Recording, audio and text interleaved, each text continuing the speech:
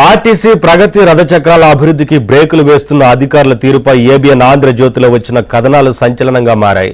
దీనిపై విచారణ చేసిన ఉన్నతాధికారులు ఆంధ్రజ్యోతిలో వచ్చిన కథనాలు అక్షర సత్యాలను గుర్తించాయి. దీంతో అవినీతికి పాల్పడిన విజిలెన్స్ అధికారులు సిబ్బందిపై సస్పెన్షన్ వేటు వేశారు. ఆర్టీసీ చరిత్రలో విజిలెన్స్ అధికారులపై చర్యలు తీసుకోవడం ఇదే తొలిసారని అంటున్నారు.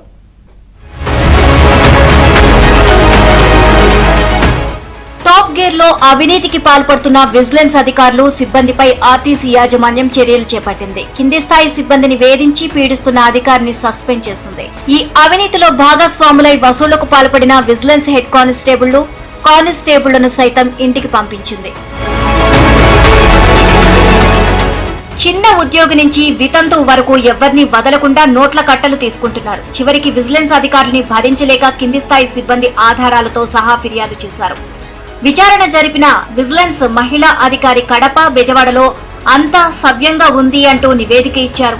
దీంతో బాధితుల ఆవేదనను కంచె మేస్తుంది పేరుతో ఏబిఎన్ ఆంధ్రజ్యోతి కథనాలు ప్రసారం చేసింది. దీనిపై స్పందించిన ఆర్టీసీ యాజమాన్యం నెల్లూరుకి చెందిన మరో అధికారితో పగడ్బందీ విచారణ జరిపించడంతో కడప జోన్ విజిలెన్స్ అధికారుల అరాచకాలు వెలుగులోకి వచ్చాయి.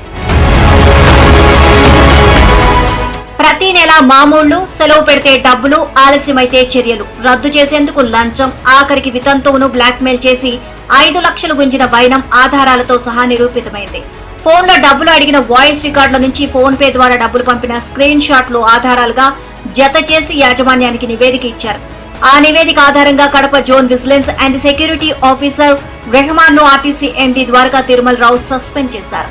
ఆయనకు సహకరించి అవినీతి అక్రమాల్లో భాగస్వాములైన హెడ్ కానిస్టేబుళ్లు KV Reddy, GV Giri Ramana, R శంకరయ్యతో పాటు కానిస్టేబుళ్లు NPLNV Prasad, UNS Reddy, Manohar, KRC Reddy, RMS Naik, P Shravan కుమార్లను సస్పెండ్ చేస్తూ ఉన్నతాధికారులు ఆదేశాలు జారీ చేశారు. వీరి అవినీతిలో భాగస్వామ్యమైన వైద్యురాలు అపర్ణ పైన కూడా ఆర్టీసీ యాజమాన్యం చర్యలు తీసుకుంది.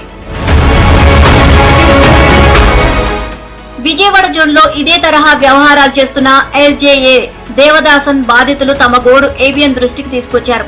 దీంతో విచారణకు ఆదేశించిన యాజమాన్యం పలు ఆధారాలు లభించడంతో దేవదాసన్ ను పోస్ట్ నుంచి తప్పించి ఆర్టీసీ హౌస్ లో వెయిటింగ్ లోకి పంపింది. ఆర్టీసీ చరిత్రలో విజిలెన్స్ అధికారులపై ఇంత భారీ స్థాయిలో ఎన్నడూ చర్యలకు ఉపక్రమించని యాజమాన్యం తాజాగా తీసుకున్న నిర్ణయం పెద్ద చర్చనీయాంశమైంది.